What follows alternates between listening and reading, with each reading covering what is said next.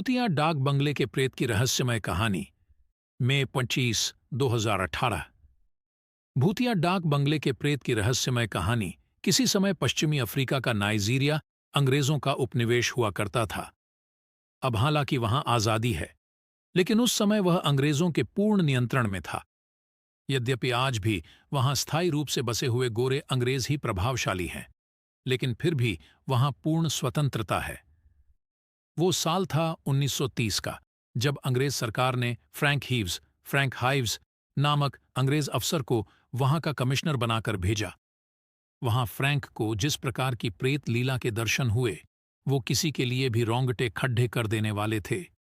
Frank ने अपने साथ घटित होने वाली भूतिया घटना को प्रकाशित भी करवाया।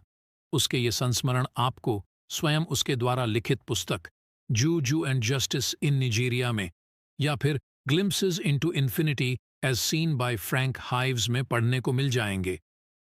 यह दोनों पुस्तकें इंटरनेट पर उपलब्ध है।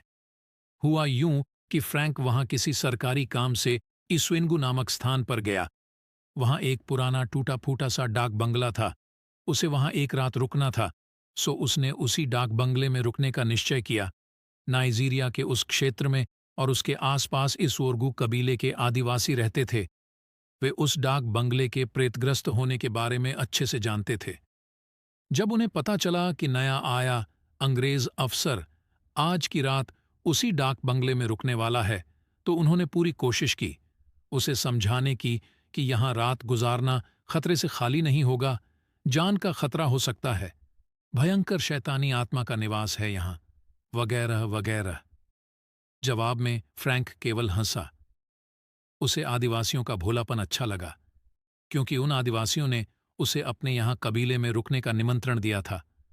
अपने आप को रोकने की तमाम कोशिश के बावजूद उनके समझाने पर फ्रैंक हंसता ही रहा। अंत में फ्रैंक ने उनसे कहा कि तुम्हारे गंदे घरों की अपेक्षा मैं तुम्हारे उस भूत के साथ खुले डाक बंगले में रहना ज्यादा पसंद करूंगा। इतना कहकर फ्रैंक कुर्सी से उठ गया। उन आदिवासियों ने उस खंडहर रूपी डाक बंगले की सफाई कर दी, खाने पीने के सारे इंतजाम जुटा दिए, लेकिन फ्रैंक के साथ वहां रात को रुकने को कोई तैयार नहीं हुआ। अंततः उसने अकेले ही वहां रात गुजारने का निश्चय किया। थका होने की वजह से फ्रैंक तुरंत ही सो गया। आधी रात तक वो गहरी नींद में सोया। फिर उसके बाद रात में ही किसी समय उसकी मच्छरदानी किसी ने खींचकर फेंक दी। फ्रैंक हडबड्डा कर उठ बैठा। इधर उधर देखने पर कोई नजर नहीं आया, लेकिन बहुत तेज दुर्गंध वहां फैल रही थी। फ्रैंक बिस्तर से उठा, लेकिन उसे बदबू का कोई कारण नहीं दिखाई दे रहा था। अचानक से वह दुर्गंध इतनी तेज हुई कि वहां रुकना बर्दाश्त के बाहर हो गया। इतने में एक तेज हवा का झोंका आया और बंगले की खिड़कियों के शीशे खदकने लगे, मानो कोई उन्हें खदका रहा था। फ्रैंक ने लिखा कि उसके सामने उसकी चाय की कप प्लेट किसी ने पलटकर टेबल से जमीन पर गिरा दी। उसे भारी शरीर वाले किसी व्यक्ति के चलने की आवाजें सुनाई, पड्डीडियाट रही थीं, मानो कोई भीमकाय आकृति का प्राणी इधर उधर टहल रहा हो। फ्रैंक ने तकिए के नीचे रखे रिवॉल्वर को उठाया, गोलियां भरी और बाहर बारामदे की ओर सतर्क कदमों से बढ़ा। उधर बारामदे के एकमात्र खंभे पर टंगी पुराने लैंप की मध्यम रोशनी ऊपर खल्ले आसमान से आते चंद्रमा के प्रकाश से प्रतिस्पर्धा कर रही थी कि कौन ज्यादा चमक बिखेर रहा था। उसी मध्यम प्रकाश में फ्रैंक हीव्स ने अपने से कोई 100 गज की दूरी पर एक भीमकाय मानवाकृति को धीमे धीमे चहलकदमी करते देखा। उसके हाथ और पैर लंबे थे, लेकिन चेहरा घुटा हुआ और कंधे से मिला हुआ लग रहा था। ऐसा लग रहा था मानो गर्दन हो ही ना। फ्रैंक अभी भी नहीं समझ पा रहा था कि वो क्या चीज थी। उसके पैरों के जमीन पर पड़ी डीडीने से अच्छी खासी धमक पैदा हो रही थी, जो फ्रैंक को साफ सुनाई पड़ीच रही थी। थोड़ी देर तक स्तब्ध खड्डीहे रहने के बाद फ्रैंक ने उसे आवाज दी, लेकिन इसका उस आकृति पर कोई प्रभाव नहीं। पड्डीहा बदहवासी में अफसर ने उस पर गोलियां दाग दी। गोलियों का असर ये हुआ कि वो डरावनी आकृति फ्रैंक के करीब आने लगी। थोड़ा और करीब आने पर अब फ्रैंक उसे देख सकता था। बैठी हुई नाक, बड्ढे बड्ढे नथुने, खुले हुए मोटे होंठ, गंजा सिर, स्थिर पुतलियां, गड्ढों में धसे हुए झुर्रियों वाले गाल एक बड्ढे ही भयानक चेहरे का निर्माण कर रहे थे। वह आकृति करीब 8 फीट की रही होगी। थोड़ा और करीब आकर वह आकृति रुक गई। अब उनके बीच केवल 5 फीट की दूरी रह गई थी। उसके मुंह से एक हल्की सी गुर्राहट जैसी आवाज निकल रही थी, जो शायद उसके सांस लेने की आवाज थी। अंग्रेज अफसर के पैरों पर मानो मनोबोझ पड्डी डी आच गया हो। वह एकदम मूर्तिवत सुन्न होकर खड़ीढ़िया था। वह यह भी नहीं सोच पा रहा था कि यह कौन है और क्या कर रहा है। गला पूरी तरह सूख जाने पर भी उसे होठों पर जीभ फेरने का भान नहीं रहा। अचानक वह आकृति थोड़ा पीछे हटी और ठीक पीछे गड्ढे हुए 17 फीट ऊंचे खंभे पर चढ़ने लगी। आकृति के थोड़ा पीछे हटते ही अफसर को होश आया और होश संभालते ही उसने उस डरावनी आकृति पर ताबड़तोड़ फायर कर दिया। लेकिन सारी गोलियां आर पार निकल गईं।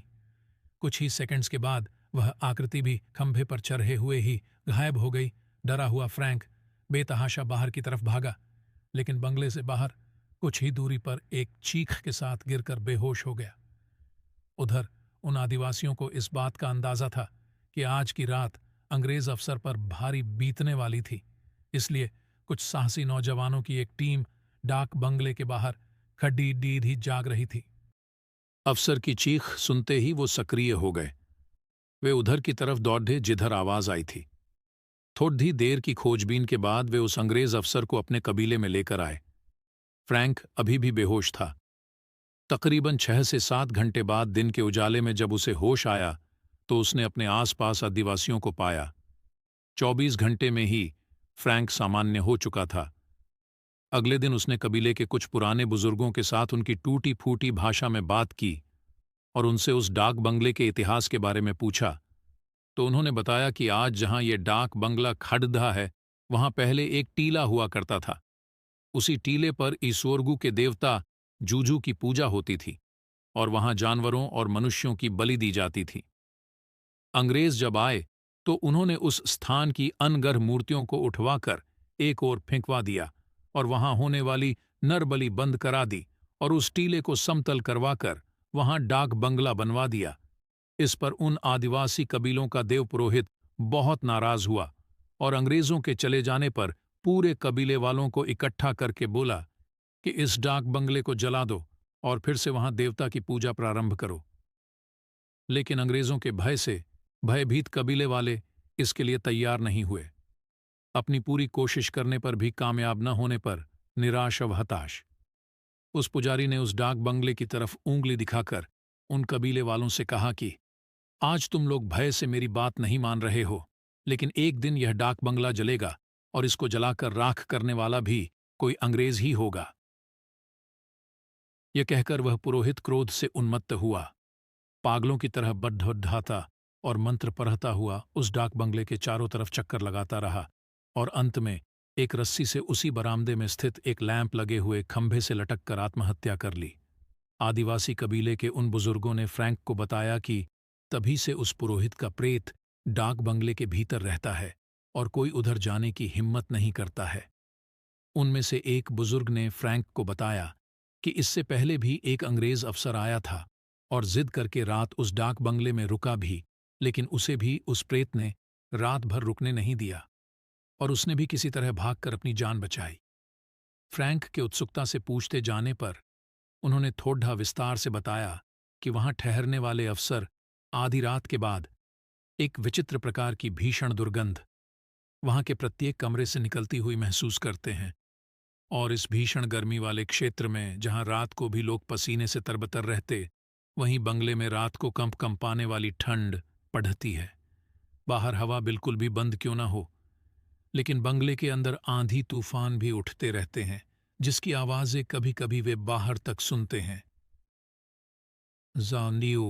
अंग्रेज अफसर फ्रैंक हीव्स ने सारी बातों की जानकारी पूरे विस्तार से प्राप्त की और जब उसे उस भूतिया डाक बंगले के प्रेतग्रस्त होने का पूरा विश्वास हो गया तो भविष्य में किसी और अफसर पर कोई संकट न आए, इसलिए उसने अपने सामने उस भूतिया डाक बंगले में आग लगवा दी और उन सबके सामने वह डाक बंगला जलकर राखा हो गया। धुएं के गुब्बार में उठ रहे लम्हों में शांति थी, एक मुक्ति की शांति। ऐसी अनोखी कहानियों के लिए हमारे चैनल को सब्सक्राइब करें।